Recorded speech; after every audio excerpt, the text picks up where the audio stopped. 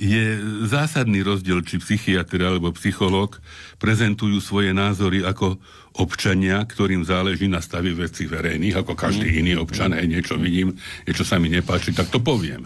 Alebo sa zaštiťujú odbornými názvami odborných inštitúcií alebo vlastnými titulmi.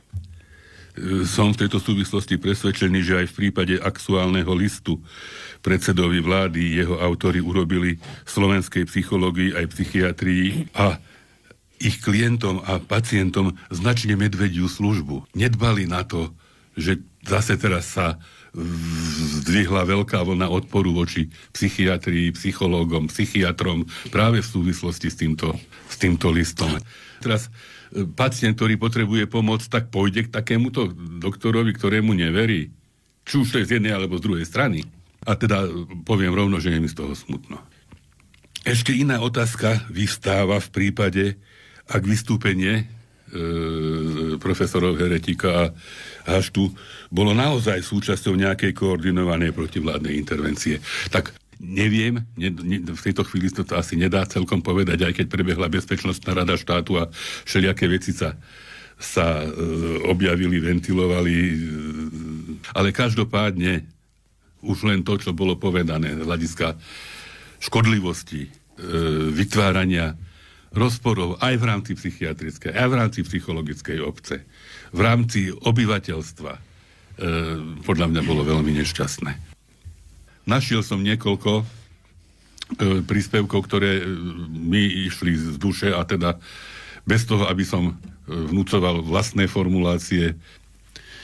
Jeden je od Lucie Hubinskej, píše v otvorenom liste psychológom a psychiatrom, že vy ste sa jasne postavili na jednu stranu politického konfliktu a zneužili ste profesiu na posilnenie vášho odkazu, čo je veľmi, veľmi výstižné.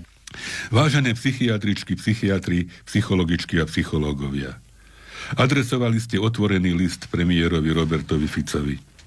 Vážim si, že ako odborníci na duševné zdravie chcete sa vyjadriť k aktuálnemu spoločenskému dianiu a jeho vplyvu na psychickú pohodu obyvateľstva. Je to určite dôležitá téma.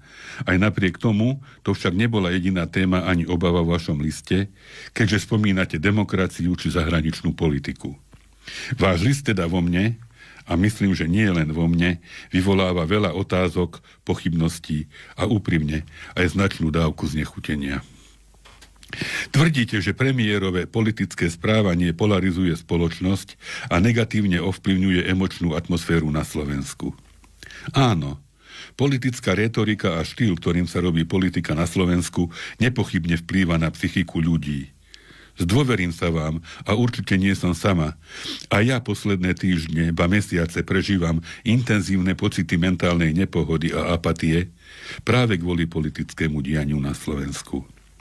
Je však naozaj čudné, a nerada by som tým spochybňovala vašu spôsobilosť, že práve vy, tí, ktorí by mali byť odborníci na psychiku a psychológiu a ovládať, ako mentálne a myšlienkové procesy u človeka prebiehajú, neviete vyhodnotiť ani tak jednoduchú vec, že dnešný verejný priestor je tak napätý, že každý komunikačný akt jednej alebo druhej strany, už vopred poznačený zaujatím a predpojatosťou, nevyhnutne vyvoláva silnú a často neprimeranú reakciu protistrany.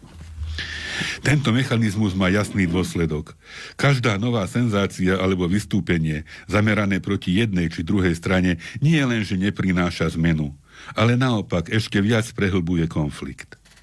Ľudia sa namiesto dialógu a hľadania riešení ešte pevnejšie utiekajú k tým, ktorých považujú za svojich ochrancov a spojencov v tomto spore. Inými slovami, takéto kroky nemajú žiadny pozitívny efekt na zmiernenie napätia a ich jediným výsledkom je ďalšia eskalácia. Hej. A to nemôžu nevedieť. Hej, toto je jasné, že to musia vedieť. Atmosféra spoločnosti je napätá. Ľudia sú frustrovaní, rozdelení, znechutení. Ale keď hovoríte o polarizácii a emočnej nevyváženosti, musím sa vás pýtať, prečo nekritizujete rovnakou mierou aj tých, ktorí k tejto polarizácii prispievajú rovnako intenzívne, ak nie viac? Opoziční politici dennodenne burcujú emócie občanov. Komunikácia, ktorá prichádza od nich, nie je konštruktívna a ich konanie absolútne neprispieva k duševnej pohode. A pamätáte si obdobie po prezidentských voľbách, keď časť spoločnosti spustila hystériu, ľudia plakali, vyhlasovali, že chcú emigrovať a dokonca priznali, že potrebujú antidepresíva na zvládnutie demokratického výsledku volieb. Kde ste boli vtedy? Prečo ste vtedy nevystúpili s výzvou na reguláciu emócií, na konštruktívne zvládanie reality? A najmä, prečo ste neobjektívne nepokarhali, tak ako to teraz robíte, opozičné taktiky, ktoré toto spôsobili? Ak vám skutočne záleží na duševnom zdraví spoločnosti, nemali by ste vystúpiť a vyzvať na sebareflexiu všetky strany, ktoré sa podieľajú na tejto neustálej eskalácii konfliktov. Ja si myslím, že to je práve to, čo teraz potrebujeme. Ale vy ste sa jasne postavili na jednu stranu politického konfliktu a zneužili ste na posilnenie vášho odkazu vašu profesiu. A to je vážny problém. Odborníci na duševné zdravie by mali byť tými, ktorí budú stať nad vecou, ktorí dokážu pomenovať problémy bez ohľadu na to, kto ich spôsobuje. Mali by ste byť hlasom, ktorý upokojuje, spája a ponúka konštruktívne riešenia. Miesto toho ste však svojím listom prispeli k ešte väčšiemu rozdeleniu spoločnosti. A vy predsa veľmi dobre viete, čo robíte. Ako sa má cítiť človek, ktorý sympatizuje s vládou, keď vidí, že odborníci na duševné zdravie otvorene podporujú len jednu stranu a druhú obviňujú zo všetkého zlého? Ako sa má cítiť občan, ktorý by sa k vám mali zdôveriť so svojimi psychickými problémami, keď vidí, že váš postoj je zaujatý? Týmto listom ste si odsudzili veľkú časť populácie. Ukázali ste, že duševná pohoda má podľa vás len jednu opodstatnenú príčinu – nespokojnosť s vládou. Ale čo ľudia, ktorí majú iný názor? Čo tí, ktorí sa obávajú nie vlády, ale opozície? Týmto listom ste zneužili svoju odbornú autoritu na politickú kritiku, namiesto toho, aby ste ponúkli nestranné a profesionálne stanovisko, čím ste stratili dôveru veľkej časti spoločnosti. Ak by vám skutočne išlo o duševné zdravie občanov, neostali by ste na povrchu problémov. Dnešná kríza duševného zdravia má hlboké koreny v systéme, ktorý uprednostňuje zisk pred človekom a prírodou, ktorá je tak úzko spätá s našim duševným zdravím. Individualizmus pred komunitou a spolupatričnosťou a výkon a materiálne výdobytky pred duchovnými hodnotami.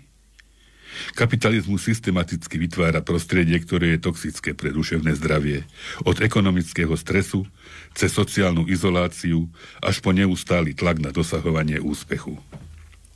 Prečo sa vo svojom liste nezaoberáte týmito príčinami?